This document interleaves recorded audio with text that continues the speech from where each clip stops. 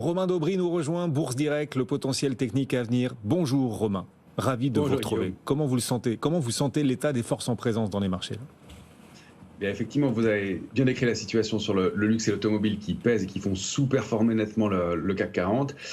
Du côté des marchés dérivés, ce qu'on a observé, c'est que pour cette nouvelle échéance du mois de juin, on n'a pas encore beaucoup de recul, mais lundi, on a monté mollement et on n'a pas eu de soutien acheteur.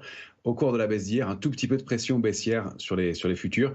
C'était très modeste, il va falloir le confirmer. Et puis ça peut être aussi un peu de prudence en amont, effectivement, d'un virage de marché que vous avez pas mal déjà annoncé. En revanche, du côté des couvertures dans les portefeuilles, on est quand même très complaisant maintenant. Et on met même sur la volatilité sur le VIX le pied sous un niveau majeur, c'est 12,10. Alors c'est technique, c'est symbolique, mais 12,10, ça veut dire qu'on entre, à mon sens, en euphorie. C'est une plage qui va de 9,40 à 12,10, donc on est en haut de cette plage d'euphorie, mais c'est la première fois hier soir qu'on a clôturé sous ce niveau de 12,10 depuis janvier 2020. C'est-à-dire qu'on est quand même très, très, très optimiste. Et puis si on veut voir un autre élément d'optimisme, sur le S&P 500, au cours des 14 dernières séances, on a baissé, si on peut dire, uniquement 2 fois. Et je dis si on peut dire parce qu'il y a une séance de baisse de 0,02%. Donc on n'a quasiment pas consolidé depuis très longtemps. Donc on attend ces rendez-vous avec beaucoup, beaucoup, beaucoup d'optimisme. Pas beaucoup de protection dans les portefeuilles. Et si on reste haussier et constructif à moyen long terme, à court terme, on pourrait assister à un petit retour de volatilité quand même. Quels sont les seuils du coup qu'il faudra surveiller sur les marchés américains qui sont quand même au plus haut, puis notre CAC 40 qui n'est pas très loin lui aussi de ses records? Alors, si on commence par le CAC 40, on a rompu, nous, le niveau de 8149, qui était la tentative de sortie par le haut et de réactivation haussière du trading range au sein duquel on évolue depuis le mois de mars. C'est pas terrible. La cible de cette rupture donne 7974 points, mais on n'accélère pas à la baisse, malgré les pressions que vous indiquiez. Sur le S&P, si on regarde le premier niveau d'alerte, c'est 5263. On cote 5320 à l'instant.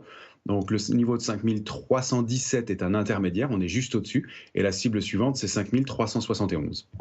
Une valeur comme ça, une valeur dont vous vous dites, oui, on va parler d'NVIDIA bien sûr dans la suite de l'émission sans aucun problème, bien sûr. On reviendra aussi sur le luxe plombé par Chanel et puis la Chine dont nous parlait à l'instant Jean-Louis. Mais voilà, en se faisant abstraction de l'actualité immédiate et des plus grosses valeurs qui animent cette séance, est-ce qu'il y a une valeur d'un pur point de vue technique qui offre un potentiel intéressant, qui envoie des signaux là pour les investisseurs, Romain? Mais effectivement, si sur les indices c'est un peu lourd et sur les grosses capitalisations un peu aussi, il y a pas mal d'activités sur les small et mid cap depuis quelques temps. Ça s'est vu la semaine dernière. On a vu des choses toujours intéressantes sur Equasens, Aramis ou par exemple Inat Pharma dans un autre registre. Mais là, je vois un signal intéressant sur une valeur qui est très en retard et qui consolide depuis quelques temps, c'est Big Ben Interactive.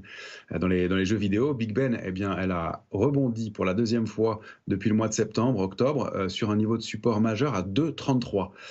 Elle est en train de s'attaquer à la médiane du range 2,33-3,80 qu'elle avait retesté récemment. Et la médiane est à 2,90. On est en train de le déborder, ce niveau de 2,90, avec du volume et donc en mire au moins 3,80, ce qui laisse un potentiel de hausse de 25%. Donc 2,90 le niveau de stop, 3,80 la première cible graphique de cette possible recovery pour un titre qui est très en retard. Oui. Possible, c'est quand même un mot important. Possible recovery, bien sûr, vous utilisez tous les termes appropriés de prudence. Merci beaucoup. Big Ben Interactive, donc possible recovery, on suivra tout ça très très près. Notre CAC est en baisse, Wall Street est en petite hausse. Et voici venue la question du jour. Merci Romain, on vous rappellera la clôture des marchés à 17h35. La question du jour donc. Alors notre question, elle a le défaut de ne pas être très originale. Ouais, c'est un vrai défaut. C'est pas une question originale qu'on pose aujourd'hui sur notre fil.